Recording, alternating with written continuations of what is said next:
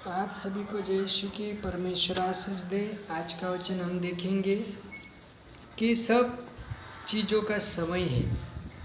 हर बात का, हर काम का एक निश्चित समय है। यहाँ पर शपोदेशक अध्याय 3 के अंदर से हम देखने के लिए जा रहे हैं और यहाँ पर लिखा है, हर एक बात का एक अवसर, प्रत्येक काम का जो आकाश के नीचे होता है एक समय है। हर चीज़ का एक समय है, क्योंकि वचन बोलता है कि पृथ्वी के नीचे, आकाश के नीचे पृथ्वी पर जो भी है हर एक काम का एक समय है। लिखा जन्म का समय और मरण का भी समय, जन्म लेने का भी समय है, मरने का भी समय है। लिखा बोने का समय और बोए हुए को उखाड़ने का भी समय है। जब बारिश गिरती है तो बीज बोने का भी समय है, और जब वो फसल पक जाए तो उसको काटने का भी समय है। यहाँ पर लिखा घात करने का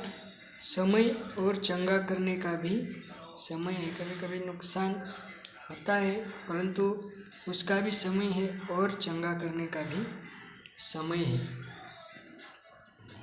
यहाँ पर लिखा ढा देने का भी समय है और बनाने का भी समय है। मतलब किसी चीज़ को हम अगर वो खराब हो जाती तो उसको फिर से बनाने का भी समय है। मतलब गिराने और बनाने दोनों का समय है। और लिखा रोने का भी समय है और हंसने का भी समय है। बहुत बार सोचते हमारा जीवन रोना ही रोना नहीं, पर यहाँ पर लिखा हर एक बात का समय है कि रोने और हंसने का भी समय, छाती पीटने का और एक समय नाचने का भी समय है। हालेलुया। लिखा पत्थर फेंकने का समय और पत्थर बटोरने का भी समय है। किसी चीज़ को मान लो फेंक देते हैं तो उसका फेंकने का भी समय है, और जब वो काम में आता है तो उसको उठा कर लाने का भी समय है। यहाँ पर लिखा गले लगाने का भी समय और गले लगाने से रुकने का भी समय, प्रेम करने का भी एक समय है। यहाँ पर लिखा ढूंढने और खो देने का भी समय है। मतलब प्रत्येक सब चीज़ों का समय भाई बहनों। मान लो बारिश के लिए भी समय है। परमेश्वर की उस नियुक्ति किया हुआ समय है। अगर आप बीमार हो तो बीमारी की चंगाई के लिए भी परमेश्वर ने एक समय नियुक्त किया है, क्योंकि यहाँ लिखा हर एक बात का समय है। कुछ लेने का भी समय है, कुछ देने का भी समय है।